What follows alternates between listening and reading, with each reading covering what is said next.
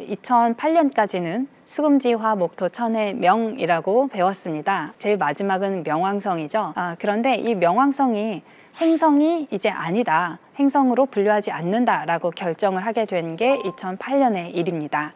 지금 어린 아이들은 수금지화 목토 천해라고 부르는 게 굉장히 자연스러운데요. 저처럼 그 이전에 이미 초중고등을 다 졸업한 사람의 입장에서는 뒤에 명을 붙이지 않으면 약간 잠깐 멈추게 되는, 명을 붙일까 말까 하게 되는 그런 일이 많이 있습니다. 명왕성을 행성이라고 보느냐 행성이 아니라고 보느냐가 2008년부터 시작해서 사실은 지금까지 끝나지 않는 논쟁이 이어지고 있습니다. 행성이 아니라고 보는 게 아주 많은 견해이긴 한데요. 그래도 여전히 그게 행성임을 주장하는 사람들도 꽤 있습니다. 그래서 명왕성이 오히려 전보다 더 유명해지고 더 인기 있어지고 많은 사람들의 관심을 끌게 되는 것 같아요. 명왕성은 아주 작은 천체입니다. 화성이 지구보다 훨씬 작거든요. 그런데 그 화성보다도 훨씬 더 작습니다. 명왕성은 굉장히 멀리 있을 뿐만 아니라 아주 작기 때문에 눈으로는 보이지 않아요. 우리가 밤하늘에서 눈으로 볼 수 있는 행성은 목성, 토성까지입니다. 천왕성, 해왕성은 눈으로는 보이지 않고 망원경이 발명된 이후에 망원경을 통해서 알게 된 행성들이에요. 아주 멀리 있고 너무 작기 때문에 사실 맨눈으로는 절대 볼 수 없고, 망원경을 가진 경우에도 아주 철저하게 그 주변을 마치 거기 명왕성이 있다는 걸 알았던 것처럼 살펴봤을 때 발견할 수 있었던 거죠. 아주 작고 희미한 그런 명왕성입니다. 명왕성 영어로는 플루토라고 부르고요. 여기서 명왕이라는 것은 아마도 이제 죽음 뒤의 세계, 지옥의 세계 이런 것을 의미하는 그런 캐릭터의 이름입니다. 아주 어둡다는 명자를 쓰고 있는 것이고요. 그 이름을 따서 명왕성이라고 부릅니다. 명왕성의 앞쪽에 우리가 잘 알고 있는 명왕성 사진을 보면 앞쪽에 하트 모양으로 밝은 지형이 있습니다. 왜 그런지는 잘 모르겠어요. 그냥 우연히 명왕성의 근처에 가서 사진을 찍었는데 우연하게도 명왕성에 그런 하트 모양으로 되어 있는 지형이 있다는 걸 알고, 아마 명왕성을 연구하고 명왕성 탐사를 하는데 이제 일생을 많이 바쳤던 사람들은 굉장히 감명을 받았을 것 같습니다. 처음부터 이렇게 자세히 보였던 건 아니지만요. 가까이 가서 보니까 재밌는 지형을 가지고 있는 독특한 친구라는 걸 우리가 잘 알게 됐습니다. 그리고 명왕성이 혼자 있지 않고요. 명왕성에 또 친구들이 있는데요. 가장 거대하고 가장 친하게 지내고 있는 친구는 샤론이라고 할 수 있습니다. 샤론이라고 읽기도 하고요. 또 카론이라고 읽기도 하는데요. 샤론이라는 친구가 명왕성의 달 같은 존재예요. 우리 지구에도 지구가 있고 지구보다는 조금 작지만 우리 지구랑 함께 항상 다니고 있는 달이라는 친구가 있잖아요. 명왕성에게도 샤론이라는 동반 행성, 동반 천체가 존재합니다. 이 명왕성과 샤론이 거의 한 세트로 항상 같이 사진도 찍히고 우리가 서로 다양한 상호작용을 하고 있기 때문에 명왕성을 연구할 때에는 샤론을 항상 같이 염두에 둘 수 있습니다. 그래서 명왕성 사진을 보여드릴 때에는 항상 뒤에 이렇게 샤론의 사진도 비슷한 적절한 크기를 맞춰서 보여드리게 됩니다. 그래서 명왕성, 샤론 이게 두 개가 마치 한 세트인 것처럼 항상 우리한테 사진으로 보여지고 있어요. 사실 명왕성도 굉장히 작은데 명왕성의 친구인 샤론은 또 엄청 작습니다. 그래서 이 둘을 모아놔도 사실 지구에 비하면 너무 작은 천체예요. 한 대륙보다도, 지구상에 있는 한 대륙보다도 작고 좀 미국보다 작을 것 같습니다. 굉장히 작은 천체이고 태양으로부터 굉장히 멀리 있기 때문에 지구 입장에서 봤을 때에는 명왕성이 저렇게 먼 곳에 명왕성이라는 천체가 있다는 걸 발견했다는 것 자체가 굉장히 기적적인 일이라고 할 수 있습니다. 그동안에 다른 행성들, 우리도 이제 음양, 오행 이런 얘기 할 때 양이라는 것은 음은 달이고요. 양은 태양이잖아요. 그리고 오행은 5 행성을 얘기합니다. 수성, 금성, 그리고 지구를 빼고 화성, 목성, 토성 이렇게 5개가 이제 음양오행에서 말하는 해와 달과 나머지 5개 천체가 이제 7개 천체가 일주일을 뜻하는 요일에도 들어있고요. 동양에서도 굉장히 중요하게 생각했던 행성들이잖아요. 이런 천체들이 중요했던 것은 아무래도 우리가 눈으로 직접 볼 수 있었기 때문일 겁니다. 그 뒤에 토성보다 더 멀리 있는 천왕성과 해왕성은 눈으로는 보이지 않으니까 망원경이 발달한 이후에야 발견할 수 있었는데요. 그래서 우리의 일주일에는 천과 해가 없는 것이죠. 이렇게 토성에서 끝났는데요. 나머지 천왕성과 해왕성은 망원경으로 발견하게 됐는데 이걸 발견한 사람들은 유럽 사람들입니다. 유럽에서 망원경이 먼저 발명이 됐거든요. 그래서 유럽에서 망원경을 좀 쓰기 시작하고 망원경으로 태양계를 좀 탐사해 보다 보니까 망원경으로 관측을 하다 보니까 저 멀리에 토성 너머에도 행성들이 있다는 것을 발견하게 된 거죠. 망원경이 개발된 것도 유럽에서였고 그런 과거의 여러 학문들이 발달한 곳이 유럽이기 때문에 천왕성, 해왕성을 유럽 사람들이 발견하게 된 것은 어찌 보면 자연스러운 수순이었다고 할 수 있겠습니다. 그런데 명왕성은 이제 좀 더 망원경이 거대한 망원경이 개발되고 천문대라는 것을 지어서 본격적으로 아주 커다란 망원경으로 태양계 여기저기를 살펴보기 시작했을 때 발견하게 된 거여서 미국인에게도 기회가 있었습니다. 명왕성을 발견한 사람은 미국의 클라이드 톰보라는 천문학자입니다. 눈으로 보이는 목성, 토성까지는 누구나 다, 전 세계인이 다 알고 있었던 것이고 그 다음에 천왕성, 해왕성은 망원경이 발달했던 초기에 유럽에서 발견이 됐고요. 그 다음에 명왕성은 비교적 근대에 발견됐기 때문에 미국인이 발견할 수 있는 기회를 가졌습니다. 그래서 어찌 보면 미국 사람들의 입장에서는 명왕성에 대한 어떤 애정이 더 많았을 거라고 생각할 수 있습니다. 왜냐하면 우리나라 사람이 발견한 거다라고 하면 우리도 그럴 것 같죠. 그래서 명왕성에 대해서 미국인들의 사랑이 좀 더 깊다고 볼 수도 있습니다. 우리는 유럽도 아니고 미국도 아니니까 명왕성을 좀 공평한 눈으로 바라볼 수도 있겠죠. 명왕성이 샤론만 친구가 있는 것은 아니고요. 다른 친구들도 가지고 있습니다. 스틱스, 하이드라, 닉스, 케베로스 이런 여러 친구들과 함께 다니고 있는데요. 지구식으로 얘기하자면 지구는 달이 하나밖에 없는데 명왕성은 여러 개의 달을 가지고 있습니다. 그래서 명왕성에 있으면 아마 다양한 모습의 크고 작은 달이 떴다 졌다 하는 걸 볼 수 있지 않을까 그렇게 생각이 됩니다. 명왕성이 예전에는 잘 보이지 않았어요. 거기에 뭐가 있다는 것은 알고 있었지만 거기까지 아주 자세히 볼 수 있는 망원경은 없었거든요. 심지어 우주 공간에 띄워놓은 아주 거대한 우주 망원경, 허블 우주 망원경으로 봤을 때에도 명왕성은 그저 흐릿한 천체였습니다. 무엇이 있다는 건 알고 명왕성 표면에 어둡거나 밝은 지역이 있다는 정도만 알 수 있었고요. 거기에 자세하게 어떤 지형이 있는지, 제가 처음에 말씀드린 하트 모양의 밝은 지형이 있는지 이런 것들은 전혀 알 수 없었어요. 그냥 아주 희미하고 잘 보이지 않는 그런 대상이었습니다. 그래서 우리가 태양계를 탐사하는 입장에서 태양계 끝까지 가장 멀리 있는 행성인 명왕성까지 가보지 않을 수 없겠죠.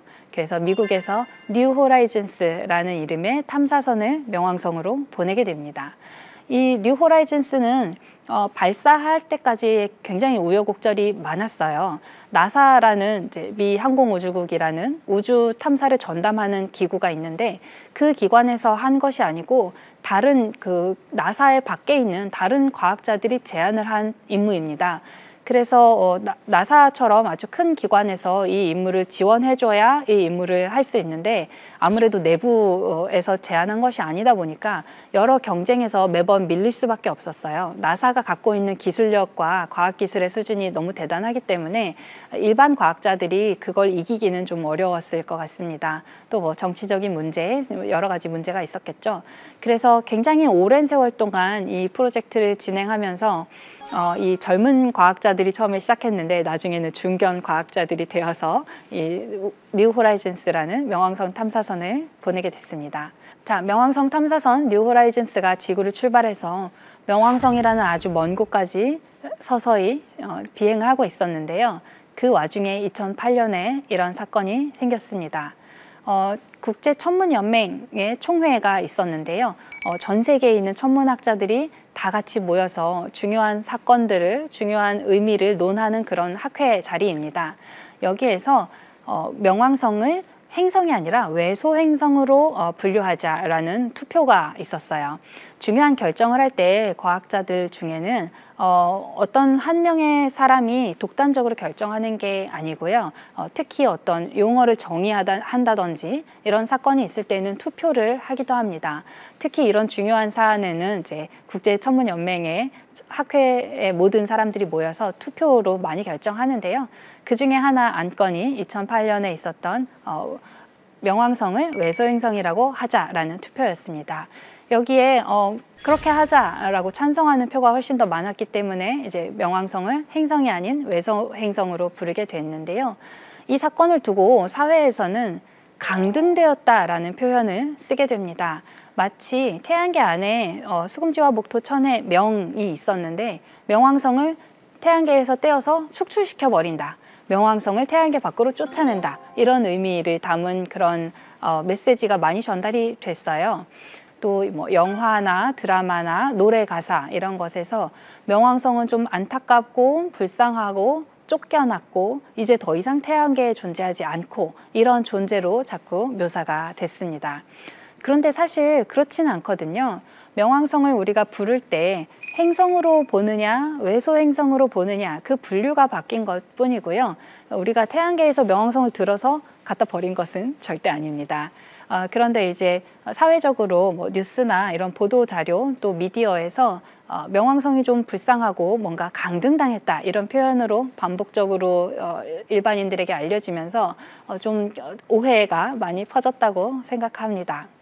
명왕성의 궤도를 보면은요, 다른 행성들은 태양으로부터 이렇게 비슷한 평면상에서 돌고 있습니다. 태양 주위를 모든 행성들이 돌고 있는데 다 비슷한 평면상에서 도는 편인데요.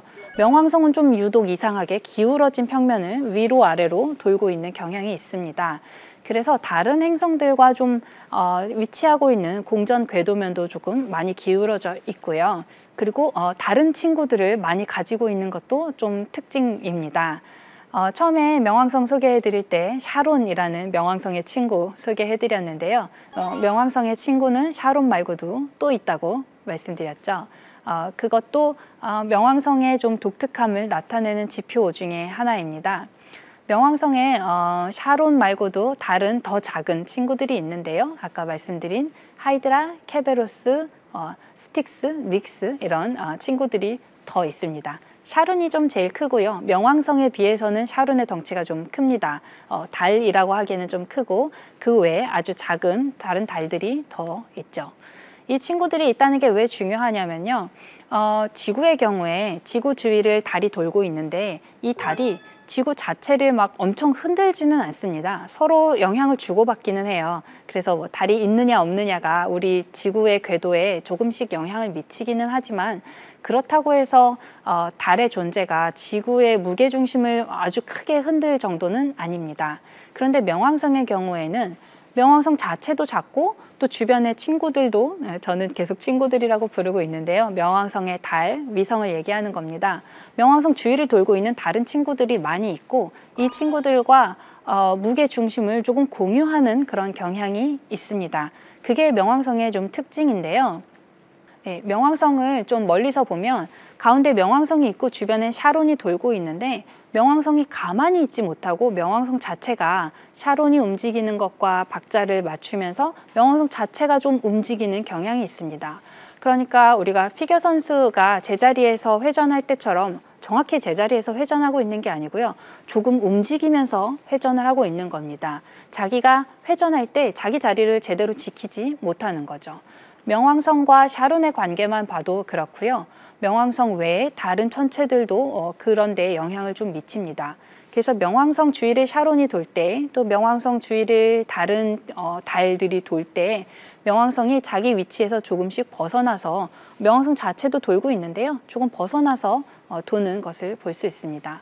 그러니까 자기 무게 중심을 제대로 지키지 못하고 있는 상태, 자기 자신이 제자리에서 두는 게 아니라 자기 옆에 있는 어떤 지점을 중심으로 자기도 돌고 있는 형태를 띠고 있는 거예요. 명왕성 주위를 샤론이 돌고 있는 게 아니라 명왕성과 다른 친구들 전체에 공통되는 질량 중심을 놓고 그 중심 주위로 명왕성을 포함한 나머지 친구들이 함께 돌고 있는 그런 양상입니다. 그게 지구라든지 다른 행성들과는 조금 다른 점입니다.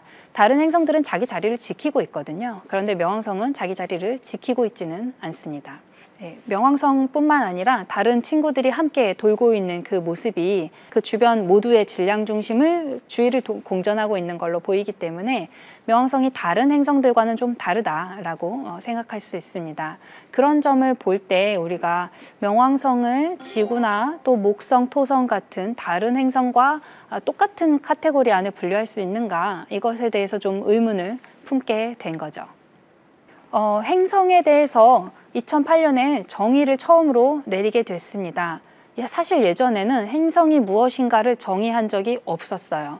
왜냐하면 행성이 무엇인지를 정의할 필요조차 없었거든요.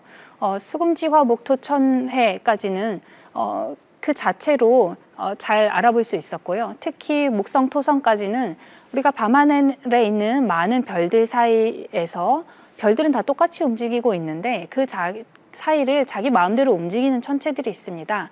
그것을 단일 행자를 써서 행성이라고 우리가 불러왔던 거고요. 밤하늘에 있는 별들 사이에서 제멋대로 자기만의 길을 따라 움직이는 그런 행성들을 당연히 행성이라고 불러왔고, 그 다음에 천왕성과 해왕성도 이 앞에 있는 목성, 토성까지의 다른 행성들의 움직임에서 크게 예측 불가능한 것이 아니었기 때문에 자연스럽게 그것들을 행성이라고 정의해 왔습니다. 그러니까 정의가 필요 없었던 거죠. 그냥 행성은 자연스럽게 행성이었어요. 그런데 망원경이 이제 발달하고 점점 더 멀리, 점점 더 희미한 것까지 볼 수 있게 되니까 행성인지 아닌지 이런 게 궁금해지는 그런 천체들을 자꾸 발견하게 된 겁니다. 그래서 만약에 명왕성 같은 아주 멀고 흐리고 잘 보이진 않지만 주변에 있는 다른 친구들과 궤도를 공유하고 있기까지 하고 그런 천체들이 명왕성뿐 아니라 사실은 더 많이 발견됐던 거죠. 그래서 행성은 그럼 뭐냐? 명왕성까지를 행성이라고 봐야 되느냐? 이런 논란이 있게 됩니다. 자, 2008년에 우리가 행성이라는 것을 처음 정의했다고 말씀드렸는데요. 일단 행성의 정의는 세 가지로 압축했습니다. 첫 번째, 태양 주위를 공전하고 있는 천체입니다. 태양계 안에 있는 모든 천체는 태양 주위를 돌고 있습니다. 그것들이 태양계 천체들이고요. 태양 주위를 공전한다는 첫 번째 조건은 누구나 다 만족하고 있습니다. 명왕성도 태양 주위를 공전하고 있는 그런 천체 중에 하나죠. 두 번째는 둥근 구형을 갖추어야 된다라는 겁니다. 예를 들어서 지구는 굉장히 둥급니다. 그리고 화성도 둥글둥글하고요. 명왕성도 사실은 굉장히 둥근 편에 속하기는 합니다. 그런데 소행성들은, 아주 작은 소행성들은 이렇게 처음에 만들어질 때 좀 더 크게 만들어져야지 정유체역학적 평형을 이루면서 전체가 동그란 구형을 만들 수 있는데요. 소행성은 그렇게 성장하기 전에 태양계 생성 단계가 끝나버린 거예요. 뜨거울 때, 아직 몰캉몰캉할 때 그런 구형을 만들 수 있는데, 아직 이렇게 구형을 만들기도 전에 이미 차가워지는 일이 일어났다면 그냥 돌덩어리인 상태로, 울퉁불퉁한 상태로 남게 됩니다. 그게 태양계 생성 초기에 행성과 소행성을 가르는 이유였는데요. 그런 식으로 이게 천체가 충분히 크고 무거워서 둥근 구형을 이루면 행성이라고 할 수 있고, 그렇지 않으면 행성이 아니다라고 분류하는 겁니다. 그러면 동그란 행성들과 울퉁불퉁한 소행성을 완전히 잘 분리할 수 있게 됩니다. 또 한 가지 행성의 조건은요, 자기 궤도를 독점한다는 겁니다. 행성이 자기가 지나가는 길에 다른 천체가 없어야 되고요. 혹은 다른 천체가 있더라도 그 자기 행성을 잘 뒤따라오고 있는, 그래서 행성의 궤도를 좌지우지하지 않는, 섭동시키지 않는 그런 천체만 남아 있어야 됩니다. 예를 들어서 지구의 달은 지구가 태양 주위를 공전하는 길을 방해하진 않아요. 같이 돌고 있는데요. 방해는 하지 않습니다. 목성도 6, 70개 이상의 달을 가지고 있고 토성도 7, 80개 이상의 달을 가지고 있는데 그 목성과 토성의 수많은 달들이 목성과 토성을 잘 따라다니고 있긴 하지만 목성, 토성의 궤도 자체를 좌우하지는 않습니다. 이 목성이나 토성 그리고 우리 지구 이들은 궤도를 독점하고 있다고 할 수 있어요. 자기가 가는 길에 자기를 방해하는 것은 없습니다. 이렇게까지 얘기를 하고 나면 아까 생각했던 이 명왕성의 궤도를 다시 생각하게 되죠. 명왕성은 자기 혼자서 태양 주위를 도는 그 궤도를 독점하고 있다고는 할 수 없습니다. 주변에 다른 친구들이 많이 있었죠. 그리고 그 주변에 있는 위성, 달들 때문에 명왕성의 궤도가 조금씩 섭동을 받습니다. 그래서 자기 궤도를 혼자서 독점하고 있진 않고요. 주변에 있는 다른 천체와 공유하고 있는 형태를 띠고 있습니다. 그렇게 되면 자, 명왕성은 행성이라고 할 수 있을까요? 없을까요? 2008년에 정의한 저 세 가지 압축적으로 정의한 조건에 따르면 명왕성은 마지막 조건을 충족하지 못하기 때문에 행성이라고 말할 수 없습니다. 그래서 태양계에 9개의 원래 행성이 있다고 우리는 생각해 왔는데요. 수, 금, 지, 화, 목, 토, 천, 해, 명 중에서 마지막 9번째 명왕성을 행성에서 제외하게 됐습니다. 어쩌면 이거는 굉장히 자연스러운 일인데요. 마치 이것을 두고 우리가 명왕성을 떼어내서 태양계 밖으로 던져버렸다 이렇게 생각하시는 분들도 있을 것 같아요. 그렇지는 않습니다. 명왕성은 제자리에 잘 있고요. 우리가 명왕성을 분류하는 그 분류가 바뀌었을 뿐입니다. 우리가 태양계 행성들을 부르는 이름, 태양계 행성들을 분류하는 것에는 여러 가지 측면이 있는데요. 예를 들어서 명왕성뿐 아니라 다른 천체들도 우리가 다르게 정의합니다. 예전에는 지구형 행성과 목성형 행성으로 많이 나눴는데요. 지구처럼 표면이 딱딱한 표면이 있고 바다가 있긴 하지만 표면이 잘 보이고 대기를 좀 가지고 있거나 이런 천체들은 암석으로 주로 이루어져 있어서 지구형 행성 혹은 암석형 행성이라고 불러왔습니다. 그리고 목성 뒤에 있는 목, 토, 천, 해 이 네 가지의 행성들은요. 표면이 잘 보이지 않고요. 표면 위에 엄청나게 많은 대기가 아주 두껍게 쌓여 있습니다. 표면이 어딘지 알 수 없을 정도로 아주 깊은 대기를 가지고 있어요. 그래서 이들을 기체형 행성 혹은 목성형 행성이라고 분류했습니다. 그런데 예전에는 그렇게 목, 토, 천, 해 4개의 행성을 목성형 행성 혹은 기체형 행성이라고 분류했다가요.